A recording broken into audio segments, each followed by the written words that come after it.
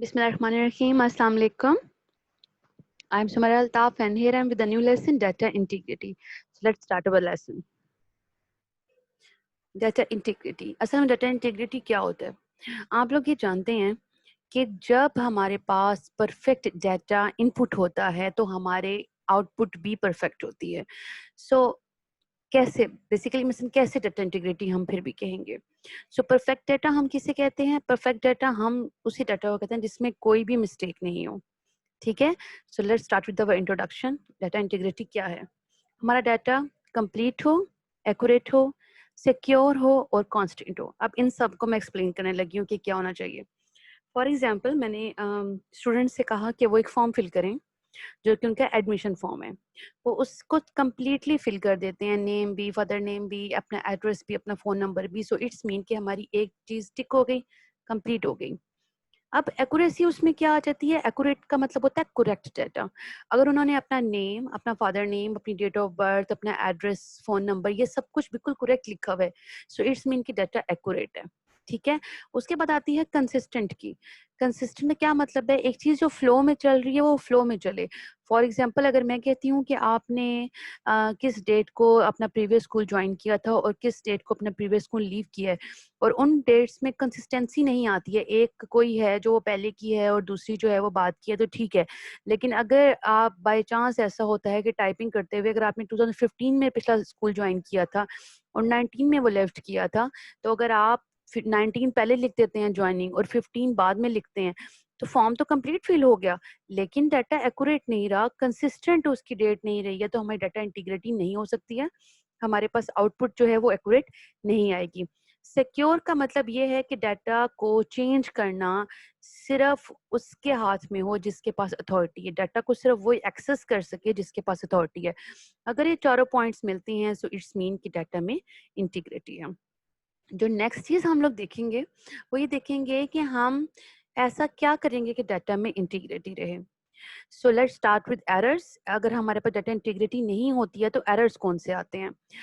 Basically जो हमारे सामने सबसे पहला एरर आता है वो आता है टाइपिंग एरर. टाइपिंग करते हुए मिस्टेक हो गई. फॉर एग्जांपल मैंने लिखना था कंप्यूटर COMPUTER और गलती से मुझसे लिखा गया COMPUTRE. सो एक टाइपिंग एरर है. हम लोग ह्यूमन बींग्स हैं. जब हम बहुत स्पीड में कभी कभार कीबोर्ड को यूज कर रहे होते हैं, सो आपने ऑप्शन देखी होगी कि वहां पे आपकी जो है ऑप्शन आ रही होती है कि आप कुछ गलत टाइप कर देते हो. It's really normal. Typing error हो जाते हैं. ठीक है. सो ये एक कंप्यूटर भी इनको अक्सर जज कर लेता है, लेकिन कुछ एरर्स होते हैं जो कंप्यूटर जज नहीं कर सकता. फॉर एग्जांपल अगर मैं आपके रिजल्ट शीट की बात करूं कि आपके मार्क्स थे जी 75 कंप्यूटर्स में, ठीक है, और गलती से टीचर ने लिख दिए कंप्यूटर के मार्क्स 65. सो कंप्यूटर को तो नहीं पता ना कि आपके मार्क्स 75 नहीं थे, 65 थे. तो ये भी एक टाइपिंग एरर है, लेकिन इसको सिर्फ ह्यूमन ही करेक्ट कर सकते हैं. इसको कंप्यूटर जो है वो करेक्ट नहीं कर सकेगा. दूसरे टाइप के एरर्स होते हैं ट्रांसमिशन एरर. ट्रांसमिशन एरर्स क्या होते हैं? ऐसी एरर जो कि आपकी ट्रांसमिशन में किसी प्रॉब्लम की वजह से आए. फॉर एग्जाम्पल आप कहते हैं टीचर मैंने नंबर ऐड किए थे, मैंने टेस्ट आपको सॉल्व करके भेजा है, लेकिन मेरे नाम लिस्ट में नहीं आए. हुआ क्या कि जब आपने सबमिट किया तो किसी नेटवर्क फ्लॉट्स की वजह से आपका वो टेस्ट सबमिट ही नहीं हो पाया और मेरे पास इसलिए वो लिस्ट में नाम नहीं आया. सो इस किस्म के जो एरर्स होते हैं उनको हम लोग ट्रांसमिशन एरर्स कहते हैं. थर्ड जो चीज़ आती है वो आती है प्रोग्रामिंग एरर.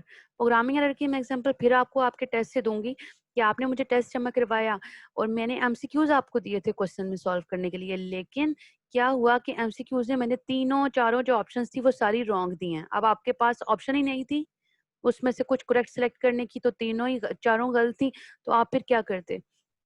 सो इस किस्म की जो मिस्टेक्स होती हैं ये प्रोग्रामिंग एरर्स हैं, लेकिन इन तीनों एरर्स की मौजूदगी में भी हमारा डाटा जो है वो करेक्ट नहीं हो सकता. सो अगर ये तीनों एरर्स को अवॉइड किया जाए तभी हम अपना करेक्ट डाटा एंटर कर सकते हैं. So let's start with the other thing that is data verification. Data verification क्या है कि आप अपने डाटा को वेरीफाई कैसे करते हैं कि ये करेक्ट डाटा है या नहीं है. ठीक है. सो डाटा वेरिफिकेशन जो है ये हमें हेल्प करता है हम किसी भी एरर को स्पॉट कर सकें. ठीक. सो हम फर्स्ट स्टेप की तरफ चलते हैं कि पहला स्टेप क्या हो सकता है. डाटा वेरिफिकेशन हम लोग कैसे कर सकते हैं? सो फर्स्ट स्टेप ये है कि keeping view source and compiled, यानी कि अगर मैंने आपके टेस्ट के मार्क्स आपके एंटर करने हैं लिस्ट में, सो मैं वो टेस्ट भी सामने रखूं और फिर लिस्ट में एंटर करूं। पहला स्टेप तो ये हो गया कि मेरे पास सोर्स कॉपी और कंपाइल्ड दोनों मेरे सामने हैं, मैं दोनों को आपस में कंपेयर कर सकती हूँ कि दोनों की वैल्यू सेम है या नहीं है। ठीक है, एक तो ये तरीका होता है वेरिफिकेशन का। आपके सामने फॉर्म पड़ा हुआ है, आपके सामने वो एक रिटर्न या सोर्स डॉक्यूमेंट है जहाँ से आप इन्फॉर्मेशन ले रहे हो, उससे लिख रहे हो। बहुत सारे बच्चे ऐसे करते हैं कि वो अपना नेम के स्पेलिंग्स गलत लिख देते हैं, तो वो टाइपिंग एरर हो सकता है, लेकिन अगर वो अपना जो उनका फॉर्म बी है या बर्थ सर्टिफिकेट है उससे अगर स्पेलिंग देख के एग्जैक्टली वही लिखेंगे, तो वो सोर्स डॉक्यूमेंट यानी कि अपना जो बर्थ सर्टिफिकेट है वो भी सामने रखेंगे और अपनी जो फॉर्म है वो भी सामने रखेंगे। जब दोनों को वो कंपेयर करके लिखेंगे तो उनके लिए उस मिस्टेक का चांस खत्म हो जाता है। तो हमारा डाटा वेरिफिकेशन करने का पहला तरीका ये है कि हम जहाँ से इंफॉर्मेशन ले रहे हैं वो सोर्स डॉक्यूमेंट, और जहाँ पे हम इंफॉर्मेशन नोट कर रहे हैं वो कंपाइल्ड डॉक्यूमेंट, दोनों को पास रखें ताकि हमें डाटा वेरिफिकेशन में आसानी हो। ठीक है, ये हो गया स्टेप 1। अब स्टेप 2 क्या है? स्टेप 2 है जी double entry method. Double entry method कहाँ पे यूज होता है और क्यों होता है? आपको याद होगा जब आप कोई भी अकाउंट बनाते हो तो आप अकाउंट की सारी इन्फॉर्मेशन को लेटर ऑन चेंज कर सकते हो, लेकिन आप तभी चेंज कर सकते हो जब आपके पास करेक्ट ईमेल होती है और करेक्ट पासवर्ड होता है। सो आपने नोट किया होगा कि जब भी आप पासवर्ड चेंज करते हैं तो वो कंप्यूटर आपसे कहता है कि 2 दफा आप अपना वेरी जो है पासवर्ड टाइप करें।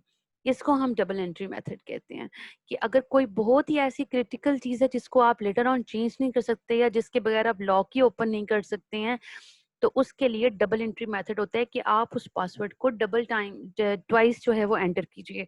इसकी मैं एग्जांपल आपको पहले भी दे चुकी हूँ। आप अपने मोबाइल में भी जब कोई कोड लगाते हैं तो वो आपसे 2 दफा पूछता है कि आप इसको ट्वाइस एंटर कीजिए। आप कोई स्क्रीन का पैटर्न बनाएंगे उसको आप ट्वाइस एंटर करेंगे, आप कोई पिन कोड लगा रही हैं सो आप उसको ट्वाइस एंटर करेंगे। सो डाटा वेरिफिकेशन जो है ये हमें हेल्प आउट करता है हमारे डाटा को चेक करने में whether we have entered the correct data और नॉट। ठीक है, so this is for the today. Let's move on to the notes के नोट्स क्या है। आज हमने क्या किया? आज हमने सबसे पहले पढ़ा कि डाटा इंटीग्रिटी क्या है। डाटा इंटीग्रिटी है कि हमारा डाटा एक्यूरेट है यानी कि करेक्ट एंटर है, कंप्लीटनेस है यानी कि टोटली कंप्लीट है, थर्ड थी उसमें कंसिस्टेंसी की कंसिस्टेंसी है, और फोर्थ है जी उसमें कि सिक्योर है।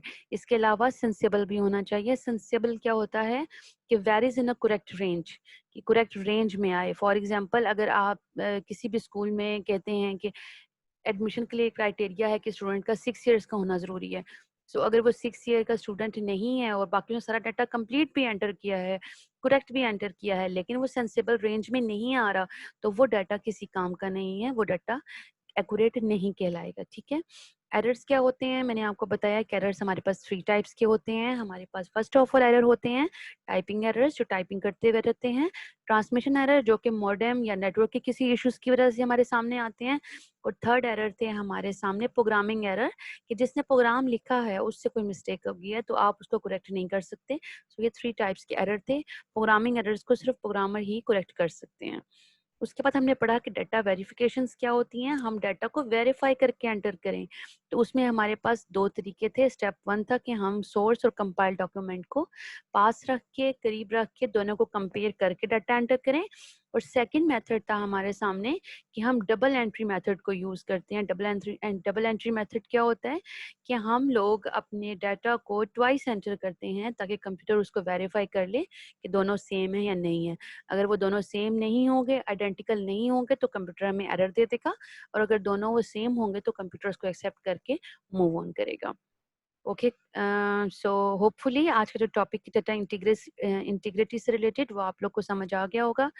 Thank you so much. If you have any questions और you want to comment something, please do it. And thank you so much for watching. अल्लाह हाफिज।